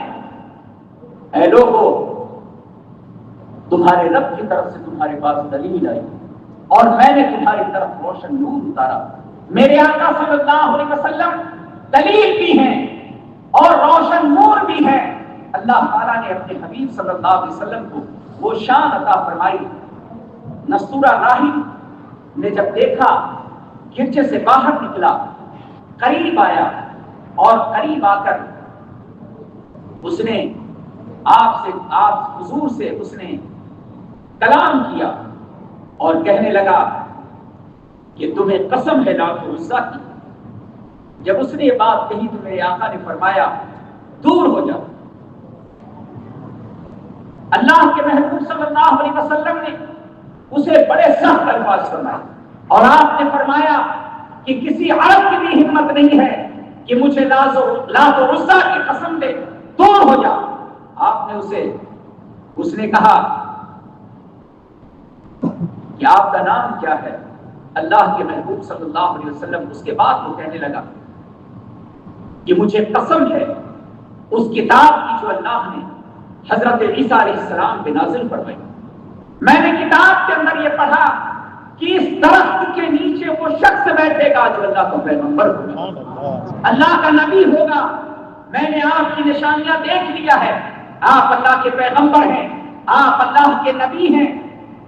اللہ کے پیارے محبوب صلی اللہ علیہ وسلم جب یہ شان کو بیان کرنے لگا تو آپ کے ساتھ جو دونوں خادم تھے وہ یہ ساری باتیں سن رہے تھے. اللہ کے محبوب صلی اللہ علیہ وسلم بصرہ کے ہی اندر بہت زیادہ منافع میں صرف حضور کو ہی نہیں ہوا بلکہ آپ کی برکت سے جو آپ کے قافلے کے لوگ تھے پورے قافلے والوں کو بڑا مال و اسباب حضور کی برکت سے حاصل ہوا. یعنی بڑے منافع کے اندر مال بکا. اللہ کے پیارے حبیب صلی اللہ علیہ وسلم مال و اسباب کے ساتھ مکہ مکرمہ کی طرف حضور واپس پلٹ گئے. میرے آقا صلی اللہ علیہ وسلم دوپہر کا وقت تھا جب حضور نبی پاک صلی اللہ علیہ وسلم مکہ شریف میں پہنچے. اس وقت حضرت خدیجہ الکبریٰ مکہ شریف کی دوسری جو شرفا گھرانے کی عورتیں تھیں ان کے ساتھ وہ اوپر چھت کے اوپر بیٹھی ہوئی تھی. آپ فرماتی ہیں کہ میں نے دیکھا کہ قافلہ آ رہا ہے. قافلے پر میری نظر پڑی تو میں نے دیکھا کہ دو مرغ جو ہیں وہ اللہ کے محبوب پر سایہ کیے ہوئے ہیں. حضرت شیخ عبدالعزیز محدث دہلوی حضرت شیخ عبدالحق محدث دہلوی فرماتے ہیں کہ وہ مرغ نہیں تھے بلکہ وہ اللہ کے فرشتے تھے جو اللہ کے پیارے محبوب صلی اللہ علیہ وسلم کے ساتھ چل رہے تھے. آپ فرماتی ہیں کہ جب میں نے یہ منظر دیکھا اور میرے دونوں خادم جب واپس لوٹے اور انہوں نے سفر کے جب واقعات بتائے تو میرے دل میں اللہ کے محبوب کی محبت اور زیادہ پیدا ہوگی. حضرت خدیجہ الکبریٰ جو مکہ شریف کے اندر شرافت میں, نسب میں, مال میں آپ مشہور تھی. مکہ کا ہر شخص یہ چاہتا تھا اور بہت سارے لوگوں نے پیغام بھی بھیجا کہ میرا نکاح خدیجہ الکبریٰ سے ہو جائے, لیکن آپ نے کسی کے رشتے کو قبول نہیں فرمایا. حضرت خدیجہ الکبریٰ نے جب حضور کی یہ شان دیکھی تو آپ نے ایک خاتون کو متعین فرمایا. آپ نے ان سے کہا کہ محمد عربی صلی اللہ علیہ وسلم کے پاس جاؤ, ان سے معلوم کرو کہ کیا وہ نکاح کا ارادہ رکھتے ہیں اور ان کو نکاح کے لیے راضی کرو. یہ پیغام نکاح تھا جو حضرت خدیجہ الکبریٰ نے اللہ کے محبوب صلی اللہ علیہ وسلم کے پاس بھیجا. وہ خاتون آئی اور حضور کو جب پیغام دیا تو آپ نے انکار فرمایا. اس نے کہا کہ کیا بات ہے, کون سی چیز ہے جو آپ کو عقد سے منع کرتی ہے؟ آپ نے فرمایا کہ میں اتنا اسباب نہیں رکھتا کہ میں نکاح کروں. اللہ کے پیارے محبوب صلی اللہ علیہ وسلم نے جب یہ فرمایا وہ خاتون کہنے لگی کہ اگر آپ کے نکاح کے لیے کسی ایسی خاتون کا انتخاب کیا جائے جس کے پاس مال بھی ہو, نسب بھی ہو, شرافت بھی ہو, حسن و جمال بھی ہو, کفیل بھی ہو, آپ کے نکاح اور آپ کا خرچ بھی اٹھا سکتی ہو, تو کیا ایسا رشتہ آپ قبول فرمائیں گے؟ آپ نے فرمایا کہ ایسی کون سی خاتون پیدا ہوئی؟ تو انہوں نے عرض کیا کہ وہ خدیجۃ الکبریٰ ہے، اور آپ کو نکاح کا پیغام انہوں نے بھیجا ہے۔ آپ نے فرمایا کہ مجھے یہ رشتہ منظور ہے۔ اس کی خبر آپ نے اپنے چچا کو دیا، اور حضرت خدیجۃ الکبریٰ کو جب یہ خبر ملی کہ اللہ کے محبوب صلی اللہ علیہ وسلم نے یہ رشتہ قبول فرما لیا، تو آپ بڑی خوش ہوئی۔ آپ نے اپنے چچا عمرو بن اسد کو پیغام بھیجا کہ میرا نکاح محمد عربی صلی اللہ علیہ وسلم کے ساتھ ہوگا۔ یہ پیغام عبد المطلب ابو طالب تک گیا، انہوں نے بھی اس رشتے کو آپ نے بھی قبول فرمایا، اور دونوں قبیلے کے لوگ، جس کے اندر حضرت ابو بکر صدیق بھی تھے اور دوسرے جو شرافت میں مشہور تھے مکہ شریف کے اندر، وہ لوگ اس عقد کی محفل کے اندر جمع ہوئے، اور یہ خطبہ نکاح ابو طالب نے پڑھا، جو بڑا ہی فصیح و بلیغ تھا۔ آپ نے اللہ کی حمد و ثنا کی، اور اللہ کی حمد و ثنا کے بعد آپ نے خطبے میں یہ فرمایا کہ اللہ کا شکر ہے کہ رب نے ہمیں حضرت ابراہیم خلیل اللہ اور حضرت اسماعیل علیہ السلام کی اولاد میں سے فرمایا، آپ نے اور ہمیں کعبۃ اللہ شریف کا متولی بنایا، مکہ المکرمہ جہاں لوگ زیارت کے لیے آتے ہیں، اس شہر کا اللہ تبارک، جو شہر امن و امان ہے، اللہ تبارک و تعالیٰ نے ان کی ضیافت کا ہمیں شرف عطا فرمایا۔ آپ نے بڑا فصیح و بلیغ خطبہ پڑھا، اور اس کے بعد انہوں نے اللہ کے محبوب صلی اللہ علیہ وسلم کی شان بیان کی، اور فرمایا یہ نوجوان میرے بھتیجے محمد عربی صلی اللہ علیہ وسلم، جو اہل مکہ میں شرافت و نسب میں مشہور ہیں، اور جن کا آنے والا وقت بڑا تابناک اور روشن ہے، اور جن کی شان یہ ہوگی کہ بیواؤں کو سہارا دیں گے، یتیموں کے سہارا بنیں گے۔ آپ نے یہ تمام باتیں فرمائی۔ اس کے بعد آپ نے ورقہ سے کہا، جو حضرت خدیجۃ الکبریٰ کی چچا داد بھائی تھے، ان سے کہا کہ آپ بھی خطبہ پڑھیے۔ انہوں نے بھی خطبہ پڑھا، اور حضرت ابو طالب کے خطبے کی تائید انہوں نے کیا، اور اس کے بعد حضرت ابو طالب نے یہ کہا کہ خطبہ نکاح کے اندر عمرو کو شریک ہونا چاہیے۔ وہ بھی کھڑے ہوئے اور انہوں نے بھی خطبہ پڑھا، اور اس کے بعد حضرت ابو طالب نے 20 اونٹ آپ کی مہر مقرر فرمائی، 20 اونٹ، جس کی قیمت اس وقت 500 درہم تھی۔ 20 اونٹ کی قیمت اس زمانے کے اندر 500 درہم تھی، اور درہم چاندی کا سکہ ہوتا تھا۔ اس وقت یہ کاغذ کے پیسے نہیں چلتے تھے، اور بہت زمانے تک یہ نہیں چلتا تھا۔ ابھی تھوڑے زمانے پہلے تک، میرے خیال سے 100-150 سال پہلے یا 100 سال ہی ہوا ہوگا، اس زمانے کے اندر بھی، بلکہ اس سے بھی کم ہوا ہوگا، جب چاندی کے سکے چلا کرتے ہیں۔ اعلیٰ حضرت امام اہل سنت فاضل بریلوی رضی اللہ تعالیٰ عنہ کے زمانے میں جب یہ کاغذ کا پیسہ جب ایجاد ہوا، اور اس پر جب بحث ہوئی مکہ شریف کے اندر، تو اعلیٰ حضرت امام اہل سنت نے اس کے تعلق سے ایک رسالہ بھی تصویر فرمایا۔ تو 500 درہم مہر مقرر کی گئی۔ حضرت خدیجۃ الکبریٰ نے دعوت میں ایک اونٹ ذبح کرایا، اور ضیافت کے لیے اہل مکہ مکرمہ جو موجود تھے ان کی ضیافت کی گئی۔ اللہ کے پیارے محبوب صلی اللہ علیہ وسلم، جنہوں نے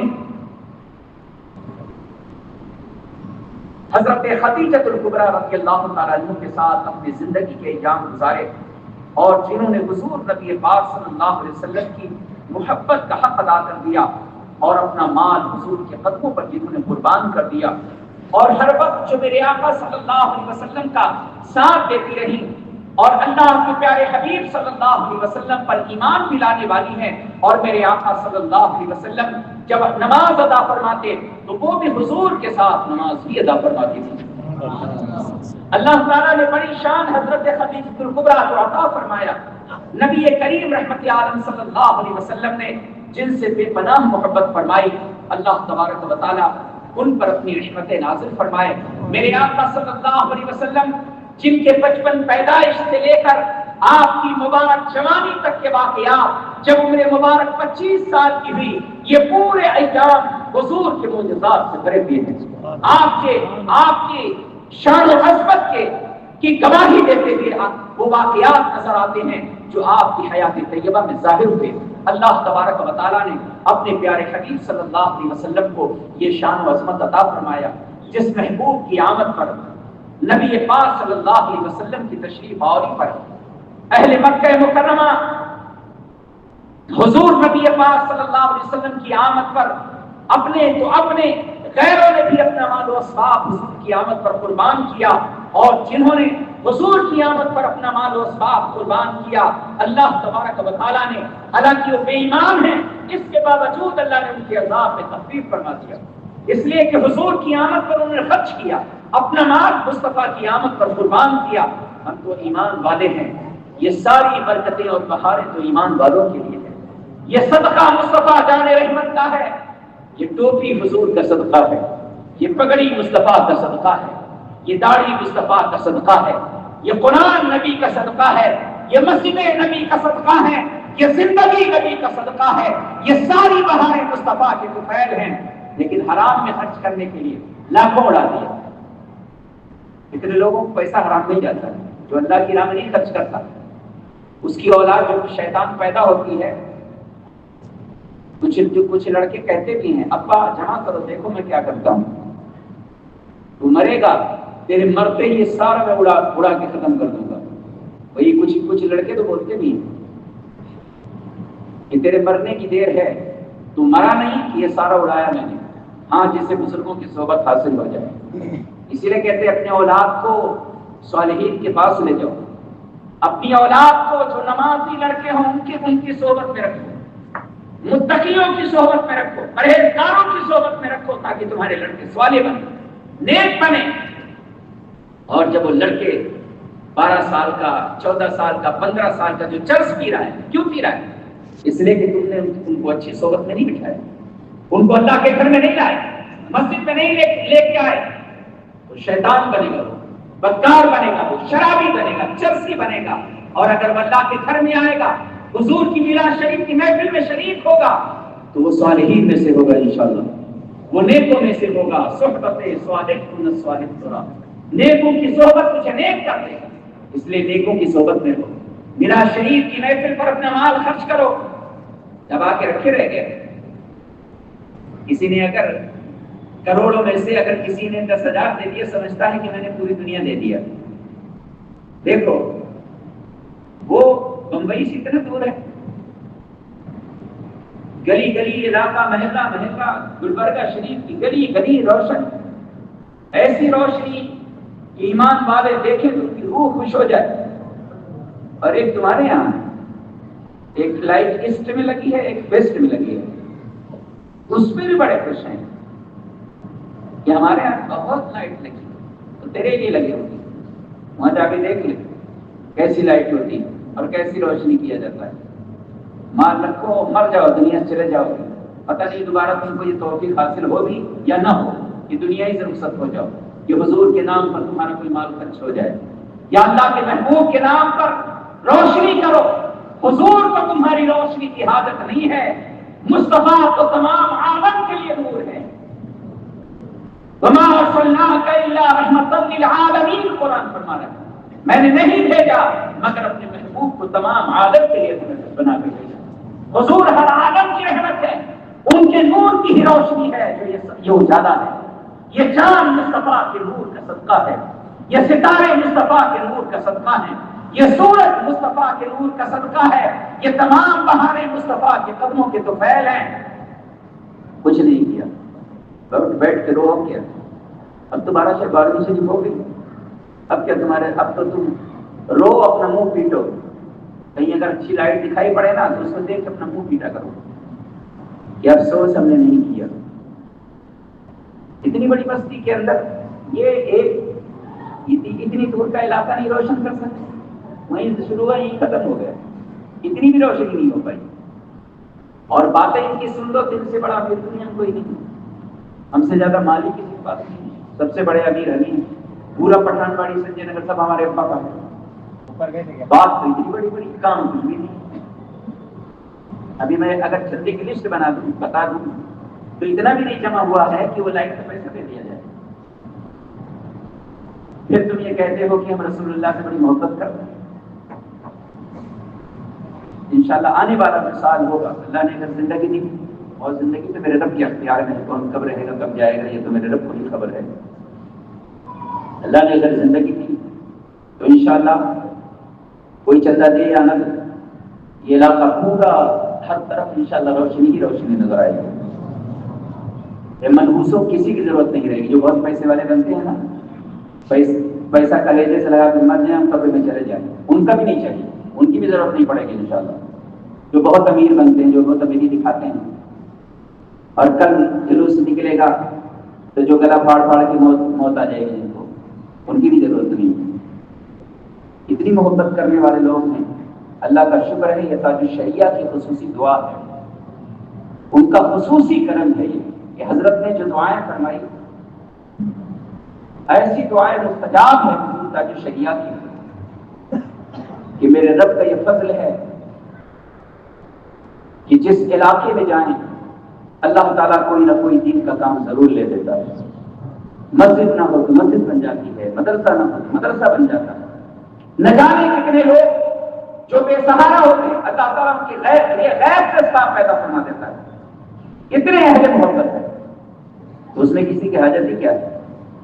کسی ایک سے بھی اگر کہنے اور اللہ تعالیٰ خود اللہ تعالیٰ ان فقیروں کو ہی اللہ تعالیٰ کو برکت عطا فرما دے کہ کسی امیر کی حاجت ہی نہ پڑے. ہم لوگ تو فقیر ہیں حضور کے در کے، مصطفیٰ کے در کے فقیر ہیں. اعلیٰ حضرت بھی اپنے آپ کو فقیر ہی لکھتے رہے، حضور مفتی اعظم بھی فقیر لکھتے رہے. جتنے ہمارے اکابرین بزرگان دین ہیں سب اپنے نام کے سے پہلے فقیر لکھتے تھے، اس کے بعد اوپر نام لکھتے تھے. فقیر رجب علی قادری، فقیر مصطفیٰ رضا خان، فقیر احمد رضا. کیا شان ہے اللہ والوں کی. وہ تو اپنے منہ سے ہی حضرت علامہ مفتی محدث مفسر ہے کچھ نہیں. تو کچھ لوگ تو ایسے ہیں کہ کچھ بھی نہیں ہے اور وہ سمجھتے ہیں ہم سب کچھ اور کچھ نہیں. اگر کچھ ہوتا تو میرے آقا کی محفل میں ضرور شریک ہوتا. بلال مصطفیٰ جان رحمت کی ہے علم کی پہچان ہے کہ وہ عاشق کیسا ہے کہ حضور کا ذکر ہو اور وہ حضور کی محفل میں شامل نہ ہو. کہ نہیں ہم تو آسمان سے سن رہے تھے. کوئی کہے میں تو ایسٹ میں ادھر پٹھانوڑی سن رہا تھا، کوئی کہتا ہے میں تو وہاں اپنے ٹاور میں سن رہا تھا بیٹھ کے. ٹاور پتہ نہیں تیرے کھوپڑے میں کون سا ٹاور ہے. کس کو تو ٹاور کہتا ہے، کس کو تو بلڈنگ بولتا ہے جو کچھ نہیں بچے گی، ساری ختم ہو جائے گی. اللہ کا شکر نہیں ادا کرتا کہ فقیر تھا مانگتے مانگتے پھرتا تھا. اللہ تعالیٰ نے 2 پیسے دے دیا تو اس کا شکر ادا کرے. اور شکر یہ ہے، اس سے بڑا شکر اور کیا ہوگا کہ تمام نعمتوں کی جان مصطفیٰ کی آمد پر اپنا مال قربان کر دے. یہ سب سے بڑا شکر ہے. نہیں ہم نے تو اپنا سب چھوڑ لیا.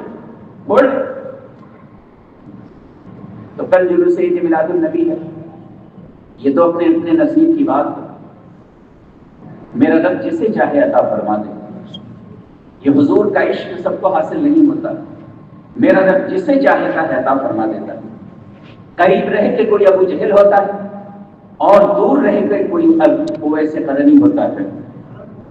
یہ میرے رب کے فضل کی بات ہے تو جسے چاہے عطا فرما دے. تو کل جلوس عید میلاد النبی صلی اللہ علیہ وسلم نکلے گا اور فجر کی نماز میں کثیر تعداد میں مسجد کے اندر جمع ہوں. اور فجر کی نماز کے فوراً بعد ہر سال کی طرح اس سال بھی حضور کی میلاد شریف کا جلوس مسجد سے جیسا کہ ہر سال نکلتا ہے سب کو معلوم ہے، اس سال بھی اسی طرح نکالا جائے گا. کثیر تعداد میں جلوس عید میلاد النبی میں شریک ہوں. اور یہ کوئی وہ شور شرابہ ہنگامہ کے لیے نہیں ہوتا ہے اور کوئی تفریح کا ذریعہ بھی نہیں ہے. یہ تو صرف اس لیے نکالا جاتا ہے تاکہ اللہ کی رضا میں نصیب ہو جائے. تو اس میں ادب کا خیال میں رکھنا چاہیے. اس لیے حضور کے نام کا جلوس ہے. باوضو رہیں، ادب سے شریک رہیں، درود شریف پڑھتے رہیں، نعت شریف پڑھیں جو پڑھی جائے تو خود بھی اس کے ساتھ پڑھیں. یہ نہیں کہ اپنی اپنی الگ جماعت بنا کے کوئی یہاں نہ رہتا، خالی نعرہ بہت آتا ہے، بس اس کے سوا کچھ نہیں آتا، نعرہ، بس نعرہ۔ کل دیکھو کتنے تو پتہ نہیں زندہ رہتے ہیں چلے جائیں گے، لگا لگا کے حلق پڑ جائے گی، جب تک آواز ہی بیٹھ گئی، 2 ہی بار اس نے نہ رہے تو پھر لگا، تیسری مرتبہ آواز ہی بیٹھ گئی، پھر وہ نہیں وہ نکلتی آواز، کسی نے گلا دبا دیا جیسے، پھر وہ آواز دبا کے گلے سے نکلنے لگی، بولی نہیں پوچھی، کیا ضرورت ہے اتنا چلانے کی، کیوں چلاتا ہے اتنا؟ نعت شریف پڑھو، درود شریف پڑھو، نعرہ تکبیر رسالت کا، تکبیر و رسالت کبھی کبھی لگاؤ، لیکن وہ تو جوش آ جاتا ہے فوراً، اور جوش جب بھیڑ نہیں آتا، اکیلے کبھی جوش نہیں آتا، نماز کے لیے جوش نہیں آتا، تلاوت کے لیے نہیں آتا، ذکر کے لیے نہیں آتا، درود شریف کے لیے نہیں آتا، جمعہ ایک دن پڑھنے کے لیے بھی بڑی مشکل سے 2 رکعت پڑھاؤ، آ گیا پڑھ کے مسجد سے شیطان کی طرح، اس کے لیے نہیں، نماز روزے کے لیے جوش نہیں آتا ہے، خالی نعرہ لگانے کے لیے جوش ہے، جس میں کچھ لگتا نہیں ہے، خالی مولی لگتا ہے بس چلانے کے لیے، یہ کو پکار تھوڑی ہے، محبت کے ساتھ حضور کا جو کی آمد ہے وہ پیغام محبت ہے، پیغام امن و امان ہے، ہمیں کسی کو اذیت نہیں پہنچانا، بے وجہ کے نعرے، ایسے ایسے نعرے جس کا کوئی مطلب نہیں ہے، ایسے ایسے فضول نعرے، بےہودہ نعرے، ایسے نعرے جو ہمارے بزرگوں نے لگائے، وہ نعرے لگاؤ، نعرے تکبیر و رسالت ہے، وہ روز ایک نیا نعرہ، روز ایک نیا نعرہ نکل جاتا ہے، جس کو دیکھو ایک نیا نعرہ روز نکالتا ہے، کبھی کوئی مولوی سے نکلتا ہے اور کبھی عوام میں سے لوگ نکال دیتے ہیں، پتہ نہیں کیا کیا کرتے ہیں، کیا کیا بولتے ہیں، معلوم نہیں اس کا مطلب بھی کچھ ہے یا نہیں ہے، بے وجہ کے نعرے۔ اس لیے جو اللہ والوں نے لگائے نعرہ وہی ہے جو نعرہ حق ہے، نعرہ حق، نعرہ تکبیر، نعرہ حق، نعرہ رسالت، یہ نعرہ بے وجہ کا نعرہ، چلا چلا گلا بٹھا دیا، ابھی تو نکلا بھی نہیں، یہی تھا، اتنی تیز لگایا کہ 2 ہی بار میں آواز بیٹھ گئی، مر گیا، روح نکل گئی، 2 ہی نعرہ لگا، پھر وہ پٹھان وڑی ادھر کون، وہاں تو زیادہ جوش آتا ہے، ادھر آگے پہنچ کے وہ دیکھا، جیسے وہ ٹنڈے والا کو دیکھا تو اور جوش آ گیا، ٹنڈے والا کو دیکھ کے تجھے جوش کیوں آتا؟ ان سے اپنے کیا لینا دینا، ان سے ہمارا کیا تعلق؟ ہمارا مقصد تو حضور کو راضی کرنا ہے، مجھے کیا غرض کسی سے کروں عرض دعا میں، میری لو تو بس انہیں کے در جود سے لگی ہے، ہمارا مقصد تو حضور کو خوش کرنا ہے اور اللہ کو راضی کرنا ہے، بے وجہ کے نعرے لگا کے کیا فائدہ، بلا مطلب کا نعرہ، پھر بعد میں پریشانی کس کو ہوگی؟ جو انتظام کرتا ہے اس کو، اس لیے بےہودہ نعرے، بالکل کوئی ایسے لوگ اس میں اجازت ہی نہیں ہوگی، نعرہ لگانے کے لیے وہی لوگ ہوں گے جن کو کہا جائے گا وہی لگائیں گے اور ایک ساتھ رہیں گے، کوئی آگے آگے بھاگ دے گا، جلوس یہاں ہے تو وہ کیا کرنے جا رہے ہیں، آگے پیچھے رہے گا کہ آگے چلا جائے گا؟ آگے تو پہلے وہ رہیں گے جو آگے آگے جن کو رہنا چاہیے، پڑھنے والے آگے رہیں گے، نعت شریف پڑھنے والے آگے رہیں گے، درود شریف پڑھنے والے آگے آگے رہیں گے، آپ کو پیچھے پیچھے رہنا ہے، وہ کہتا نہیں ہم کو سب سے آگے جانا ہے، جا چلا جا، مر جا، آگے آگے بھاگیں، دوڑ لیں آگے آگے، کسی چیز طریقہ ہوتا ہے، کسی چیز کا، ایسی ہماری جو جلوس نکالنے کا جو طریقہ ہو، ایک مثال بننا چاہیے، لوگ دیکھیں تو عبرت حاصل کریں کہ کتنا پرامن ہے یہ جلوس، کتنا پیغام محبت دینے والا یہ جلوس ہے، کتنا پرسکون جلوس ہے، شور شرابے ہنگامے سے آپ کیا پیغام دیں گے کسی کو؟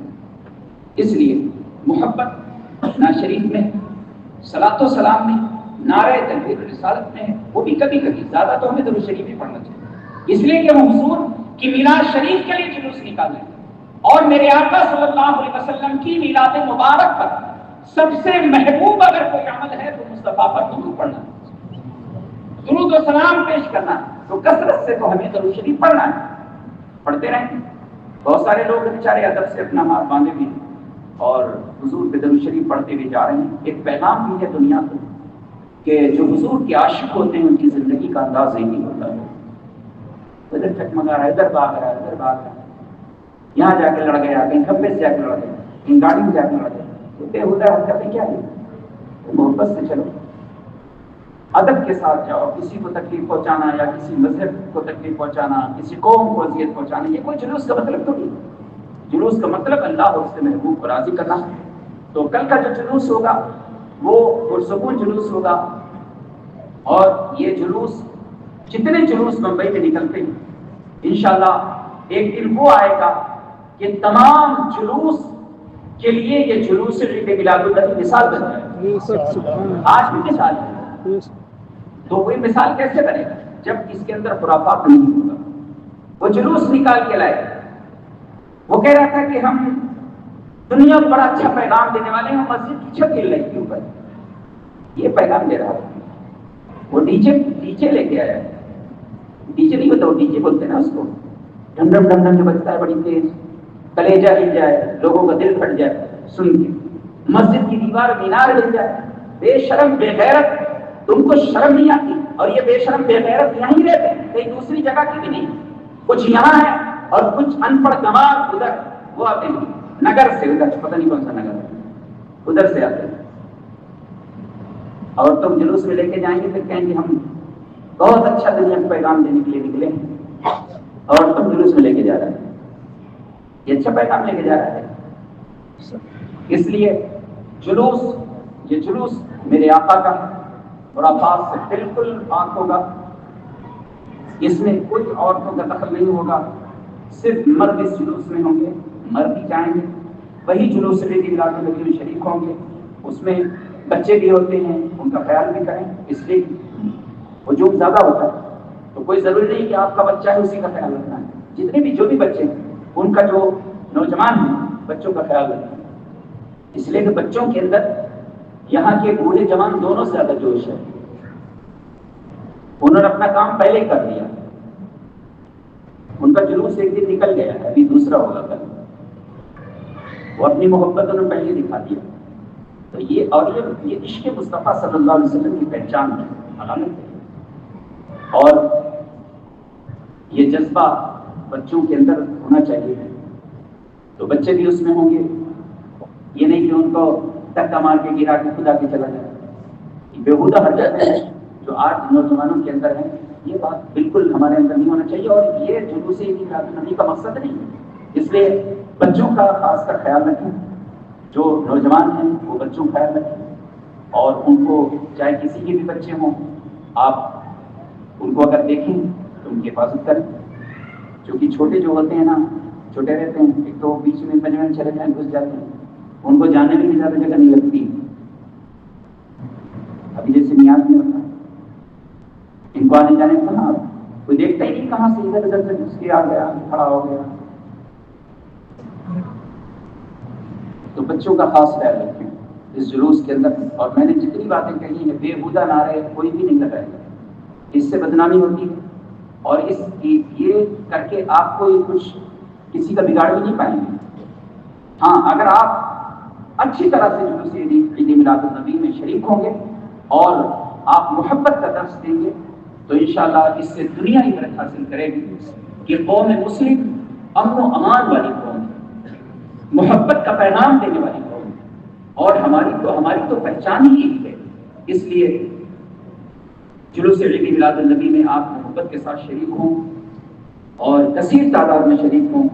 کوئی آدمی ایسا نہ رہے پورے علاقے کے اندر، یہاں سے لے کے پٹھان باڑی، جہاں جہاں بھی لوگ ہیں، سارے لوگ اس جلوس عید میلاد النبی میں شریک ہوں اور حضور نبی پاک صلی اللہ علیہ وسلم کی آمد پر، اس آمد کے موقع پر اپنی محبتوں کا اظہار کریں اور حضور کے عشق کا ثبوت بھی پیش کریں کہ ہم اپنے آقا سے محبت کرتے ہیں. اور محبین کی پہچان یہ ہے کہ میرے آقا صلی اللہ علیہ وسلم پر کثرت سے درود و سلام پیش کریں. اللہ تعالیٰ ہمیں جلوس عید میلاد النبی صلی اللہ علیہ وسلم کی برکتیں عطا فرمائے. یہ ایک بابرکت محفل ہوتی ہے جو میرے آقا صلی اللہ علیہ وسلم کے لیے منعقد کی جاتی ہے. یہ جلوس حضور کا، میرے آقا کا، نبی پاک صلی اللہ علیہ وسلم کی خاطر نکالا جاتا ہے. اس کا مقصد اللہ کو راضی کرنا ہے. اور جب ہم محبت کے ساتھ جلوس عید میلاد النبی نکالیں گے اور شریک ہوں گے تو انشاءاللہ بے شمار برکتیں اللہ ہمیں عطا فرمائے گا. اور ابھی سے اس سال سے ہم ارادہ کر لیں کہ انشاءاللہ آنے والا ماہ ربیع الاول شریف جو ہوگا جو رہیں گے نہ جانے، یہ تو میرا رب ہی جانتا ہے، اللہ کرے سب رہیں۔ میں نہیں کہہ رہا ہوں کہ آپ چلے جائیے، آپ بھی رہیں۔ اللہ جس سے زندگی عطا فرمائے وہ تو وہی جانتا ہے کون رہے گا اور کون دنیا سے جائے گا، یہ تو اس کی ہی مشیت ہے، وہی خالق ہے ہمارا، وہی مالک ہے، اور موت اور زندگی اسی کے اختیار میں ہے۔ لوگ کہتے ہیں کہ یہ تو مرنے کے لیے ہم کو کہہ رہے ہیں، اچھا میرے کہنے سے مر تھوڑی مر جائے گا، ہمارے کہنے سے کوئی مر جائے گا؟ اگر ہمارے کہنے سے مرتے تو تب پتہ نہیں کتنے مر گئے ہوتے۔ موت زندگی اللہ کے اختیار میں نہیں، خالی دین کی دعا کرنا چاہیے، اچھا کام کرے تو نہیں کریں گے، ارے نماز پڑھے گا تو اللہ تعالیٰ ان کی زندگی کو، ان کے لیے تو پہلے دعا کیا جاتا ہے، اللہ صالحین کی عمر میں برکتیں عطا فرمائے۔ اور صالحین کے لیے دعا صرف ہم نہیں کرتے، صالحین کے لیے دعا زمین بھی کرتی ہے اور آسمان بھی کرتا ہے۔ جو اللہ کے نیک بندے ہیں ان کے لیے زمین بھی دعا کرتی ہے، آسمان بھی دعا کرتا ہے، فرشتے بھی دعا کرتے ہیں، جن بھی دعا کرتے ہیں، اللہ کے نیک بندے بھی دعا کرتے ہیں۔ اس لیے صالح بنو، نیک بنو گے سب کی دعا ملے گی، شیطان بنو گے تو دنیا لات مارے گی، نہیں بھی مار پائے گا تو دور سے ہی مار دے گا، دور سے ہی کہے گا شیطان آدمی کمینہ ہے نمبر، وہ شیطان کو کون کوئی اچھا کوئی کہتا ہے، جو اچھا ہوگا دنیا اس کو اچھا کہتے ہیں، اس کے لیے دعا بھی کرتے ہیں۔ ابھی کوئی اچھا لڑکا ہو، صالح ہو، نیک ہو، پرہیزگار ہو، لوگ دیکھتے ہیں پنج وقتہ مسجد میں آتا ہے تو لوگ اس سے محبت کرتے ہیں، کہتے ہیں نیک وقت ہے، اچھے ماں باپ کی اولاد، اب برائی وہ کرتا ہے، برا بھلا لوگ اس کے ماں باپ کو کہتے ہیں، حالانکہ اچھے ہوئے اس کے ماں باپ تو کیا ہو، لیکن یہ تو رب کی مشیت ہے، اچھوں سے برے پیدا ہو جاتے ہیں، بروں سے اچھے پیدا ہو جاتے ہیں، یہ بھی ہوتا ہے، پتہ نہیں کتنے ان کے ماں باپ شیطان ہیں، ان کے بچے بہت ہی اچھے ہیں، یہ اللہ کی مشیت۔ صالح سے شیطان پیدا ہو جائے اور کسی بے عمل کے یہاں اللہ تعالیٰ کسی صالح کو پیدا فرما دے، یہ میرے رب کی شان ہے، اللہ جس سے چاہے جو عطا فرما دے۔ اللہ تعالیٰ ہمیں اور آپ سب اور ہماری اولاد کو صالحین میں سے فرما دے، تقیوں میں سے فرما دے۔ اللہ تعالیٰ ہمیں متقین کی غلامی عطا فرما دے، صالحین کی غلامی اللہ ہمیں عطا فرما دے۔ اگرچہ ہم صالحین میں سے نہیں ہیں لیکن اللہ ان کی غلامی ہمیں عطا فرما دے، ان کا عشق اللہ ہمیں عطا کر دے، ان کی محبت اللہ تعالیٰ ہمیں نصیب فرما دے، اور حضور نبی پاک صلی اللہ علیہ وسلم کی میلاد مبارک کا صدقہ اللہ تعالیٰ ہمیں اور آپ سب کو عطا فرمائے، اور میلاد شریف کی برکتوں سے اللہ تعالیٰ ہم سب کو مالا مال فرمائے۔ نماز فجر میں جماعت کا وقت تو سب کو ہی معلوم ہے، تقریباً جو نماز پڑھتے ہیں ان کو تو پتہ ہی ہوتا ہے، لیکن ویسے بھی لوگوں کو معلوم ہے، اور وقت بھی بہت دیر، طلوع آفتاب بھی بہت لیٹ ہے، تو 5:50 کی جماعت ہے، آپ جماعت میں کوشش کریں، جماعت میں شریک ہوں، سارے لوگ جماعت کے اندر شریک ہوں، اور یہ حضور نبی پاک صلی اللہ علیہ وسلم کی میلاد شریف کے جلوس کے لیے ہمیں آنا ہے، اس لیے کوشش یہ کریں کہ باجماعت مسجد کے اندر آپ نماز ادا کریں، زندگی میں کم از کم ایک دن اپنے آقا کے جلوس کے لیے تو فجر پڑھ لیں، حضور کے عشق میں آ کر مسجد کے اندر اللہ کی رضا کے لیے کم از کم ایک دن تو آ کر فجر کی نماز باجماعت ادا کرو، تو کثیر تعداد میں فجر کے وقت آپ شریک ہوں اور نماز فجر باجماعت ادا کریں، اور نماز کے فوراً بعد جلوس عید میلاد النبی صلی اللہ علیہ وسلم نکالا جائے گا، آپ حضرات کثیر تعداد میں اس میں شریک ہوں، اور دور و دراز سے لوگ اس جلوس کے اندر آتے ہیں اور شریک ہوتے ہیں۔ اللہ تبارک و تعالیٰ اس مبارک جشن کو اپنے دربار میں قبول فرما لے، اور اللہ تعالیٰ بلاؤں سے، آفات سے، حادثات سے ایسے محفوظ رکھے، اور اللہ اپنے محبوب کے صدقے، جس محبوب کا جلوس ہے، اللہ اس محبوب کے دوپہر اللہ تعالیٰ بارش کو بھی کچھ دیر کے لیے محفوظ فرما دے، تاکہ لوگ محبت کے ساتھ اس جلوس کے اندر شریک ہوں، اور حضور شہنشاہ بغداد جو ان کے شہزادے ہیں، جو میرے آقا صلی اللہ علیہ وسلم کے فرزند ہیں، اللہ تعالیٰ حضور شہنشاہ بغداد کے تصرفات کے طفیل اللہ تعالیٰ جلوس عید میلاد النبی کے لیے بارش کو موقوف فرما دے۔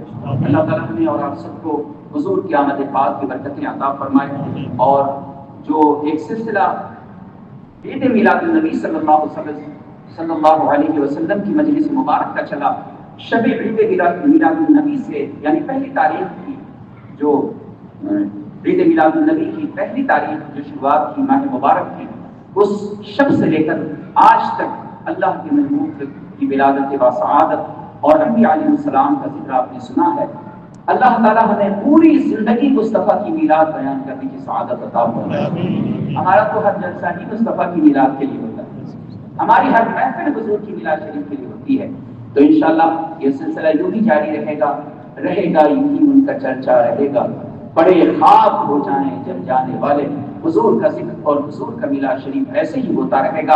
انشاءاللہ کل کثیر تعداد میں فجر کی نماز میں آپ مسجد کے اندر حاضر ہو جائیں، اس لیے کہ بعد فجر فوراً جلوس عید میلاد النبی صلی اللہ علیہ وسلم پورے بمبئی کے اندر الگ الگ وقت میں جلوس عید میلاد النبی نکلتا ہے، لیکن ہمارے یہاں بعد فجر نکلتا ہے. تو بعد فجر اس جلوس میں آپ کثیر تعداد میں شریک ہوں اور حضور کی آمد مبارک کے فیض و برکات سے مالا مال ہوں. کہ بارگاہ رسالت میں سلام پیش کریں.